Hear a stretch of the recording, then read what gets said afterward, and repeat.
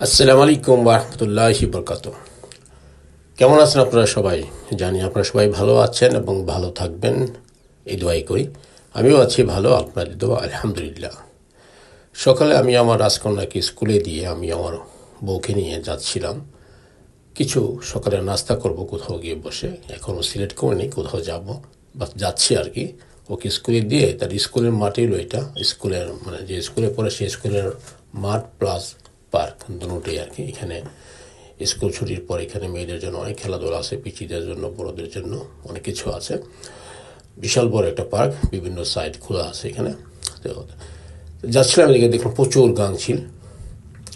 দেখে আর লোক সামলাতে পারলাম না, চিন্তা করলাম একটু ভিডিও করি আপনাদের উদ্দেশ্যে। কারণ কি কিছুক্ষণ আগে আপনার কি বলে গতকাল কিছুক্ষণ বৃষ্টি হয়েছিল, মোটামুটি ঘন্টাখানিক, ওই সেখানে পানি জমে গেছিলো। আর সেই পানি জমার কারণেই গাংচিলগুলো এখানে চলে আসছে। কারণ আশপাশে কোনো নদী নালা নাই, কারণ ওরা তো আবার পানিতে বেশি করে। তাই মানে এখানে সবাই এসে জমা হয়েছে আর কি পানির সামনে। তার কিছুক্ষণ উপরে যায়, পানিতে পানি খায়, আবার ডুব দেয়, আবার উপরে চলে আসে। ঠিক এমনভাবেই তাদের সময়টা কিছুক্ষণ কাটা, হয়তো পরে হয়তো চলে যাবে। এখন তো সকাল সকাল প্রায় 9টা সাড়ে 9টা বাজে এখন। খুব ভালো লাগছিল আর কি, যে এমনিতেই তো সচরাচর দেখি না, গাংচিল তো সাধারণত দেখা যায় না, নর্মালি আপনার নদী নালাতে থাকে। আর একই দেশে তো এগুলোতে মনে করেন যে অন্যরকম এবং বিশাল বড় আকারে হয়। আমাদের দেশের গাংচিল তার এই দেশের গাংচিল অনেক ব্যবধান, বুঝছেন। এই দেখেন, এই পানির চতুর্পাশে তারা বসে আছে। যখন মনে চায় পানি থেকে ডুব দেয়, পানি থেকে একটু পানি দুষ্টামি করে, আবার উঠে আসে। ঠিক এমনভাবেই তাদের সময়টা কাটাচ্ছিল আর কি, আমি দেখছিলাম দূর থেকে। যার কারণে পার্কের ভিতরে ঢুকি আর কি, এইগুলো একটু রেকর্ডিং করবো এবং আপনাদেরকে আমি শেয়ার করব সেই উদ্দেশ্যে। অ্যাকচুয়ালি আমরা অনেক কিছু জানি না, অনেক কিছু দেখিও না, এগুলি হঠাৎ করে দেখলে অনেক ভালো লাগে।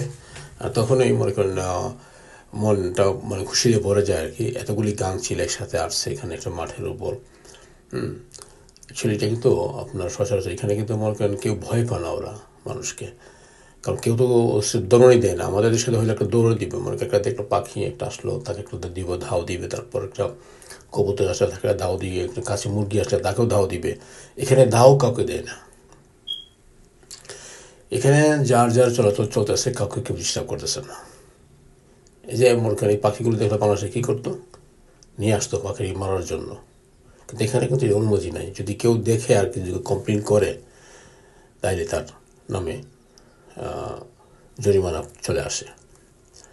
এখানে নিয়মকানুন অনেক কঠিন এবং এগুলো মেনে চলাটা এখন তো দরকার। কারণ যেহেতু এটা নিজের দেশ না, শুধু নিজের দেশে অনেকে মানে না, কিন্তু আইনকে শ্রদ্ধা করা দরকার। এটা আমি আমার ইয়েতে বুঝি যে আইন যেখানেই থাকেন না কেন, আইনকে শ্রদ্ধা করতেই হবে আপনাকে।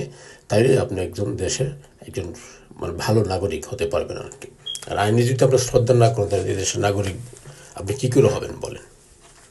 এসব দেশে আইনকে অনেক শ্রদ্ধা করে বলেই দেশগুলো অনেক উন্নত হয়, কোনো রকম ক্ষতিগ্রস্ত হয় না, যত বড়ই গ্যাঞ্জাম হোক কোনো সমস্যা হয় না। এখানে আমার বউ আমার জন্য ওয়েট করতেছে, আমি এখানে ভিডিও করেছি। চলুন যাই।